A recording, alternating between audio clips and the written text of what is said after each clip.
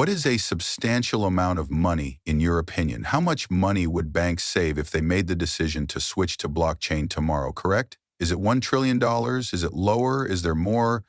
All the research has been done by me. I have all the information. All of the alpha is mine. Guys, you don't need to go anywhere else. We will discuss the foreign exchange market, the amount of money that would be saved if we switch to XRP tomorrow, and we will examine the $21 trillion that have been transferred globally, how much people are really paying to move that value in our existing system, and how much money would be saved if we switch to a blockchain like XRP tomorrow. The figures are simply astounding. Guys, get ready for it. There will be a lot of content in this video. I put a lot of effort into putting this together, and the audio in the video I released a few days ago was a little off, so I'm re-recording it. I received a direct message from some of you recording that I re-record this.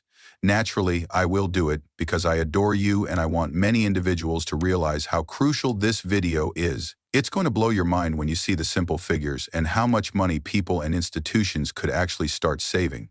I know there's a lot of conjecture about why we should do things and other things. It was mind-blowing. All right, let's get started. First, there are between 6.6 and 7 trillion, $500 billion worth of trades on the FX market every day. Using the average cost now, correct? Incredibly cheap fees. A transaction typically costs 0.02 cents. All right? How much of the FX market do Ripple and XRP truly cover, given those two pieces of information? Because that's a crucial component in this case. We must determine whether we have the worldwide reach necessary if we are considering replacing a whole industry with modern technology. And you may be surprised at the number. Take a look at this. Additionally, since 2016, we have assisted hundreds of clients in gaining access to more than 70 payment markets, which account for more than 90% of the worldwide foreign exchange market. As Monica said yesterday, we handled more than 27 million transactions within that period, with a notional value of about $50 billion. The best thing is that there is no requirement for clients to pre-fund payments. All right. Therefore, financial institutions, which are also customers, are exempt from pre-funding requirements, correct? This implies that money is locked up everywhere, yet Ripple also covers 90% of the world through their partners. All right, 90%. I've never seen a single corporation be able to cover that much real estate with such a high quantity. Now, let's look at the numbers. All right, which fees are typically assessed as a result of foreign exchange payments? Therefore, worldwide FX payments or international transaction fees usually range between 1% and 3% of the transaction amount. There are two primary components to these costs. Payment processors such as Visa and MasterCard, as well as issuing banks, often charge 1%. Card issuers, including Bank of America and Wells Fargo, apply an extra 2% fee. Therefore, depending on where you are with that money, we're looking at anywhere between 1 and 3%. It can occasionally reach 4%. Now that we have a clear idea of the costs involved, let's examine the number of transactions and other topics we are discussing. Using the figures above, I stated that the FX market process generates an average of roughly $7 trillion, $500 billion per day in fees, which are typically between 1 and 3%. Is that the amount of money in fees per every day? How much money is being made and how much are the fees costing people? So if you take 7.5 trillion and do 2%, that's $150 billion a day, which is the center, okay? You do realize that not all foreign exchange transactions are subject to these fees. This is only a base, isn't it? We are unable to examine every transaction and determine the whereabouts of every money. Thus, we are unsure. I looked for all of that information, but it's really hard to obtain because so many different companies are involved. Here, we'll just make do with what we have. All right. And I asked how many FX market transactions typically occur each day.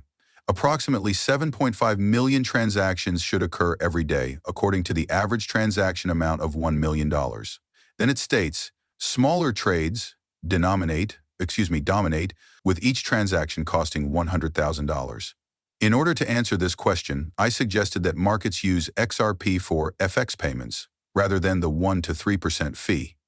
0.02 is the average cost of an XRP payment, correct? 0.02. Have that right? Okay. How much would it cost to manage the whole foreign exchange market on a daily basis? The fact that we move from $150 billion to $1,500 per day makes this a startling figure. $150 billion to $1,500 indeed. All right, wait, let's move very fast. All right, what are you talking about then if we have 150 billion every day times 365, 54,750 billion, not 540. That amounts to $54 trillion annually, as compared to roughly $500,000 annually. The amount of money that may be saved with blockchain, particularly XRP, is absolutely astounding. Let's examine the larger problem now, shall we? And that's why I wanted to show you all why this is so crucial. The XRP ledger contains 5,400 distinct currency pairs. The main problem with cross-border and foreign exchange transactions is that you need to have value on both sides of the transaction. You must have both dollars and pounds on both sides if you are converting dollars into pounds. You can convert dollars into XRP into any other currency that is listed on the XRP ledger if you can use a bridge currency like XRP. Recall that there is an index built into the XRP ledger. In 2012, it was among the first DEXs ever made. Now, let's move on to some additional details. We know that every day $21 trillion travels around the globe. Let's have a clearer idea of the expenses that customers will incur when transferring that kind of money. There are several wired transactions, as well as incoming and outgoing mobile money transfers and specialized providers. After that, let's just have a better understanding of the situation we're in. Accordingly, the average is between $35 and $50. Naturally, they charge you between $0 and $30, depending on your bank, if you have an incoming wire. Then it states that the average free fee for sending $200 via mobile money services worldwide is roughly 6.35%. As a result, if you transfer $200, you will really be charged roughly $12.70 in fees simply for sending that much money. According to this, mobile money is typically less expensive than traditional means, which charge fees for transfers of larger amounts, such as $200, with an average of 3.5% in 2024. Let's take a closer look at these fees now that we have a clearer idea of what they are. Do you know how many payments there will be? Since I was attempting to gauge the number of payments being made, the fact that I didn't get what I wanted there is kind of the truth, so let's ignore that. It indicates the amount of money made in fees per day, which is $21 trillion. First and foremost, guys, if you've listened for 8 minutes, please hit like and show your support for the channel. Please consider subscribing if you haven't already. I swear to never disappoint you and to provide you with only the facts on the XRP Ripple CBDC cryptocurrency market. I cherish you. Let's get it, all right? Thus, the total fees collected from $21 trillion is somewhat larger than the 6.5%, you know. As you can see, it ranged from 3.5% to 6.5%. It chose to employ the 6.5% dot. Therefore, if you divide any of the numbers we see here by half, the lesser percentage of fees would be the result, correct? Accordingly, it states that 21 trillion, or 6.5%, in fees are created every day worldwide. 1.35 trillion. You're looking at almost $670 billion in fees every day if you cut this in half, and I thought, oh, what if the same amount of money was moved using the XRP ledger? Each payment costs 0.002 on average.